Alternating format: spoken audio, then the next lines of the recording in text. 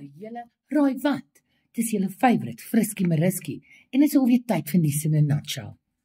Police Minister Senzo Mchunu, het proposed dat daar 'n amendment is aan die regulations van firearms for private security.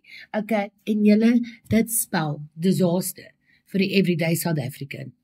According to Groundup, is daar 580,000 private security guards, Met ander woorde, 4 security guards per polisieman.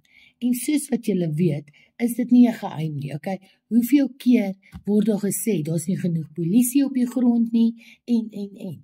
So kan julle imagine dat hierdie security guards en die private security, wat, kyk daai vlieg, dink jy hulle spoil op my julle?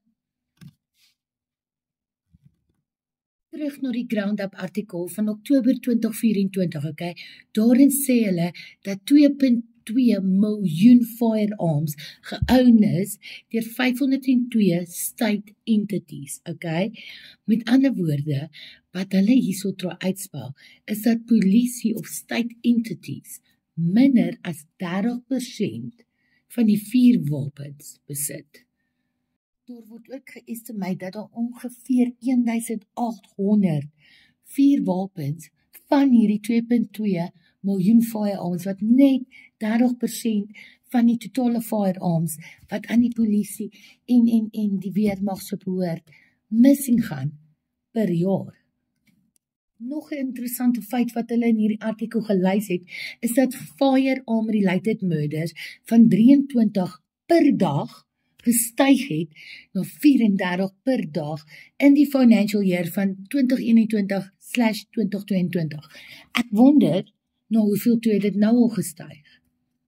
En onthou julle ons vorige polisieminister, Bekkie Cleland, so apparently het hy gesê daar het 'n totaal van 357 firearms gevanish, van die evidence safe of tussen April 2020 en November 2023.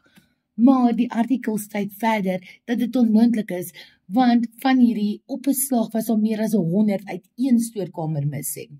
Hulle steek definitief iets weg. Weet julle wat's nog 'n ding?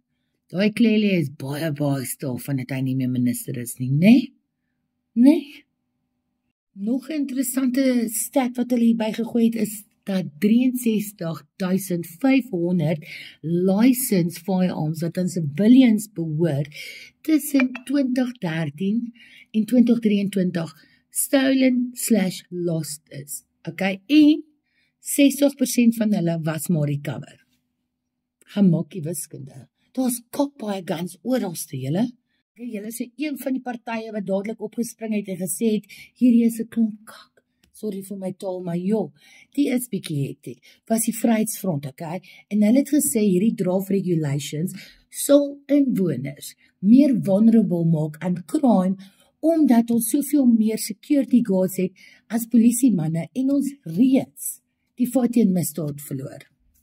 Volgens die Vryheidsfront, die private security sector in 2023 586,000 security guards gehad, wat deur 12,000 companies geemploy is, teenoor die 180,000 polisiemanne wat in 2023 aangekondig is. So met ander woorde, julle, daar is 'n moesje van balans. Hoorie julle? Ek wonder wat sal Trump sê as hy hiervan hoor. Ek kan nie onthou nie. Wat is Amerika se stand so firearms nou weer? En wat is julle opinie oor? Men asseblief nie sê as julle firearms het nie, ons wil hulle nie sê nie. Maar ek sal graag verhoor. Dink julle hierdie regulations gaan pas, of dink jy hulle kan dit op hulle maag skryf? Anyways, julle, dit was Nuus in a Nutshell met julle favourite Frisky Mariski.